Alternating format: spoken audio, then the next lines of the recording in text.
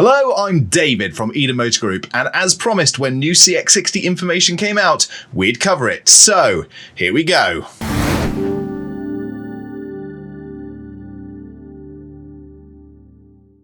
We already knew the car was going to come with Mazda's 2.5 naturally aspirated engine and a hybrid system with 327 PS total, a sub 6 second to 60 time and over 500 Newton meters of torque.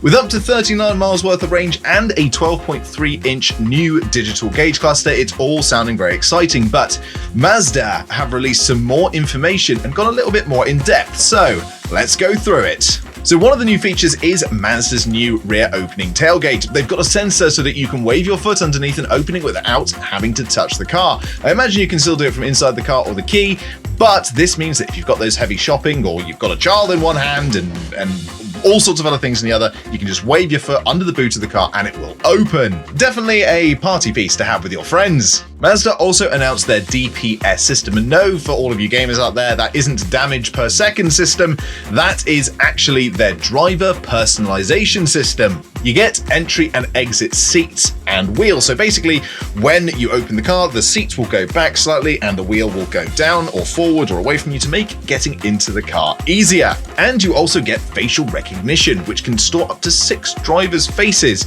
And the reason that it's going to do this is that it's going to be able to scan the face and detect the driver's needs when you get in the vehicle. So, for example, Mazda have a new automatic driving positioning system. What this will mean is that it will guide you on where to set your seat, or you can set it so it will do it automatically by looking at your eye level, your body type, etc. And you can store up to 6 people in those settings. So if you have multiple people coming in and out of the car driving it, that means that you never have to really touch anything. Everything will go to your driving position however you choose. One thing that I'm really looking forward to is Mazda's new 360 camera system. The old camera system has been upgraded. This means you pretty much have no excuses of hitting a bollard anymore, as you get a point of view, car's eye view of the road when parking, as if you're seeing through the bumpers themselves. What a brilliant idea. Anything to save a curb wheel or that extra scuff on the bumper. The head-up display has also been upgraded, so when you get in the car, it's 3 times bigger than Mazda's previous version on the CX30. It's a 10x3, so 10 inches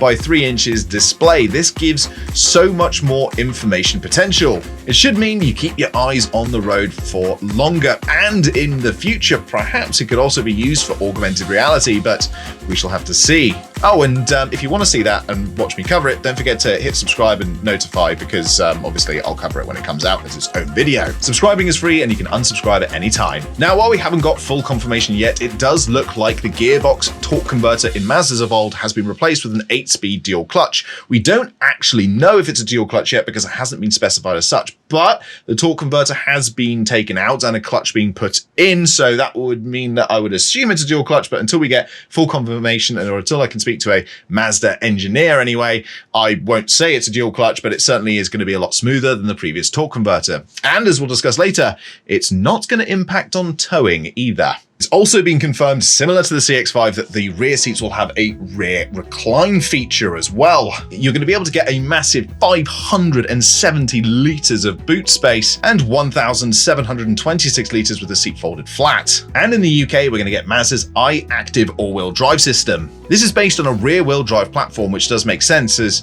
popping over 500 Newton meters of torque through the front wheels would probably not end well in the wet. It can go to a full 50-50 split if needed. It works with regen braking and will have a sport, towing, off-road, EV, charging and normal mode, all there for utility as well.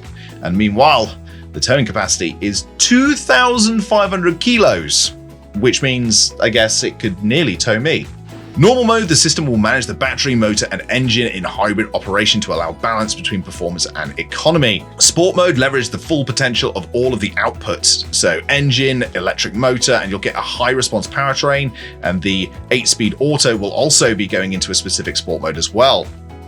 It will increase responsiveness to the accelerator and support a more aggressive drive, so drivers can enjoy a stress-free experience. Towing mode will actually adjust the four-wheel drive system and the way the power gets to the floor when a tow bar is attached with a trailer or whatever it is that it's being plugged into, and optimize performance accordingly, which is nice because it means that even if you are towing 2,500 kilos, it should hopefully just feel like a small feather is being towed behind you. Of course, EV mode will give you full access to just going EV as long as the battery permits it. And there is also a charging mode that will optimize the car for charging that battery. So if you're in a circumstance where you find yourself, you've got a little bit low on that battery power and you've got some room to, I don't know, decelerate or accelerate a lot, then you're going to be able to get the most out of your battery later on, say if you're coming up to a town.